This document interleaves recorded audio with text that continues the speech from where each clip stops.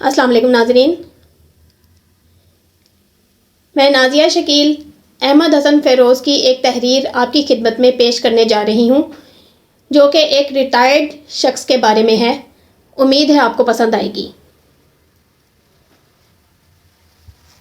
ہمارے bank account کے معاملات کافی دنوں سے الجھے ہوئے تھے۔ سوچا آج موسم قدرے بہتر ہے، بینک سے ہی ہو آتے ہیں۔ جب بیگم کو پتہ چلا کہ ہم بینک جا رہے ہیں تو اس نے بڑا پرتکلف ناشتہ کروایا۔ یوں سمجھیں کہ ہماری رخصتی کا اچھا خاصا انتظام کر ڈالا۔ یہ سہولت ہمیں صرف اسی دن حاصل ہوتی تھی جس دن ہم بینک جاتے تھے۔ جب ہم سڑک پر پہنچے تو جو دستیاب چنچی تھی اس میں پچھلی سیٹ پر ایک خاتون اس طرح براجمان تھیں کہ 2 سیٹوں پر اسی کا قبضہ تھا۔ اگرچہ اگلی 3 سیٹیں خالی تھیں مگر ان کی بکنگ ہو چکی تھی۔ ان سواریوں کو اگلے چوک سے لینا تھا۔ عورت کے ساتھ بیٹھ کر سفر کرنا کوئی غیر معیوب بات تو نہیں، مگر وہ عورت اتنی بھاری بھرکم یعنی وزنی تھی کہ ہماری چھٹی حص یہ کہہ رہی تھی کہ جوں ہی ہم نے سوار ہونے کی کوشش کی تو یہ چنچی عدم توازن کا شکار ہو جائے گی اور موٹر سائیکل آگے سے اٹھ جائے گی۔ ہم پیچھے سے یوں باہر کی طرف گریں گے جیسے آج کل کارپوریشن کی جدید گاڑیاں خود کار لفٹر کے ذریعے کوڑا کرکٹ پیچھے سے باہر پھینکتی ہیں۔ یہ الگ بات ہے کہ ہم دونوں میں سے کون کس پر گرتا، مگر ہمیں لگا کہ ہم ضرور پٹتے۔ ہم نے چنچی والے سے معذرت کر لی، چونکہ ہمیں یقین تھا کہ وہ اب موٹر سائیکل کی پچھلی سیٹ کے آفر ہمیں کرے گا۔ وہ اس نشست کے فوائد گنواتا رہا مگر ہم اسے اگنور کر کے سامنے پان والے کی دکان پر چلے گئے۔ پان والے سے پان لگانے کو کہا مگر پان والے کے منہ کی اپنے حالت یہ تھی کہ وہ نہ کچھ نگل پا رہا تھا، نہ اگل پا رہا تھا، نہ پوچھ پا رہا تھا۔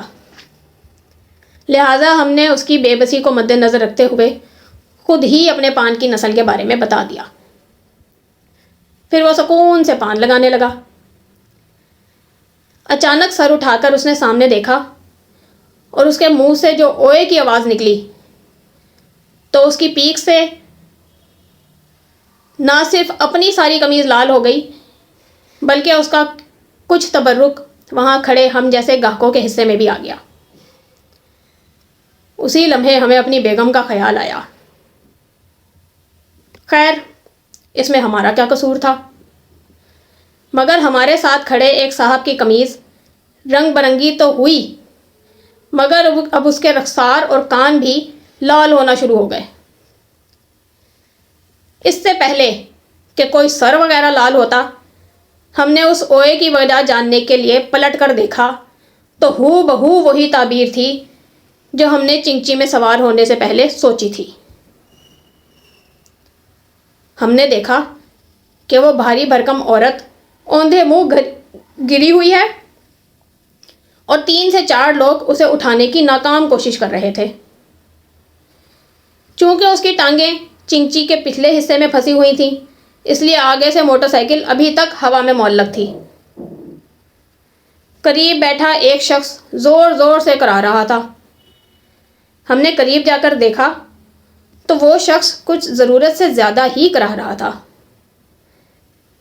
ہم نے چنچی والے سے پوچھا، بھائی یہ صحت مند آدمی کیوں سر پکڑے بیٹھا ہے؟ وہ بولا، یہی تو وہ شخص ہے جو اس المناک حادثے کا سبب بنا۔ ہمارے پوچھنے پر چنچی والے نے مزید بتایا کہ میں نے انکل جی سے کہا تھا کہ پہلے مجھے بیٹھنے دیجئے پھر آپ بیٹھیے گا، مگر انہیں پتہ نہیں کیا جلدی تھی کہ ابھی میں بیٹھنے کی پوزیشن میں بھی نہیں آیا تھا، یہ مجھ سے پہلے ہی سوار ہو گئے اور میں بھی موٹر سائیکل کے ساتھ ہوا میں معلق ہو گیا۔ ہم نے دل میں سوچا کہ شاید ان کو یہ خیال ہوگا کہ ان خاتون کے ساتھ بیٹھنے میں کوئی دوسری سواری پہل نہ کر لے۔ ہم نے کوشش کی کہ جیب سے رومال نکال کر خاتون کو دوں تاکہ وہ ناک سے بہتے اپنے خون کو صاف کر سکے۔ مگر ہم حیران ہیں کہ اس جگہ پر بھی ہر آدمی اپنے ہاتھ میں ٹشو لیے اس کی طرف لپک رہا تھا۔ ہم نے اپنا رومال جیب میں واپس رکھ لیا اور اس سوچ میں پڑ گئے کہ آخر لوگوں کے پاس اتنے ٹشو کہاں سے آ گئے؟ شاید یہ سب نزلہ و زکام کے مریض ہیں۔ اگر ایسا ہے تو کسی نے ماسک تک کیوں نہیں لگایا ہے؟ ہمیں لگا کہ آج شام ضرور کورونا سے ملاقات ہوگی۔ شاید ایک دو بار ٹشو کے استعمال سے خون رک جاتا، مگر بار بار کے اصرار پر اور بار بار ٹشو کے استعمال پر خون رکنے کے بعد پھر بہہ نکلتا۔ ہمیں یوں لگ رہا تھا کہ شاید خون اس عورت سے آزادی چاہ رہا ہے اور باہر نکلنے کے لیے ہزار جتن کر رہا ہے۔ اتنے میں اس عورت کا دبلا پتلا خاوند بھی موقع پر پہنچ گیا۔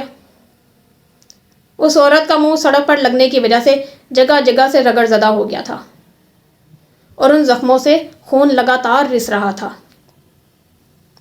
ایک آنکھ ورم کی وجہ سے تقریباً آدھی بند ہو چکی تھی، بلکہ یوں کہیے کہ اس کے چہرے کا نقشہ ہی بدل چکا تھا۔ یہی وجہ ہے کہ خاوند نے آتے ہی کہا کہ یہ تو افسوس ہے کہ یہ عورت بھی گری ہے، مگر میری بیوی کہاں ہے؟ یہ سن کر تمام لوگ دائیں بائیں ہو کر نکل گئے اور ہم نے اس حادثے کے شوق میں بینک جانے کے بجائے گھر جانے کو ترجیح دی۔ ہمارے دل میں طرح طرح کے ڈر اور وسوسے آ رہے تھے کہ اگر ہم بینک جائے بغیر گھر چلے گئے تو کہیں ہمارے ساتھ بھی گھر میں کوئی حادثہ نہ رونما ہو جائے۔ مگر ہمیں اپنے وظائف پر پورا یقین تھا جنہیں ہم روزانہ اپنے ورد میں رکھتے تھے۔ آج بھی ہم انہی وظائف کی وجہ سے اس حادثے سے بچے ہیں اور گھر میں بھی ہماری حفاظت انہی کی بدولت رہے گی۔ اچانک زوردار کہکہوں کی آواز ہمارے کانوں سے ٹکرائی۔ جو پلٹ کر دیکھا تو وہ صاحب جو چنچی کے حادثے میں سر پکڑ کر کراہ رہے تھے، پتہ نہیں جائے حادثہ سے کب نکلے، اب یہاں دوستوں کے ساتھ بابا جی کی کلفیاں کھا رہے تھے۔ ان کی نظر ہم پر پڑی تو ہمیں اشارے سے کلفی کی آفر کی، مگر ہم نے ادھر دیکھ کر اپنے قدم تیز تیز گھر کی طرف بڑھانے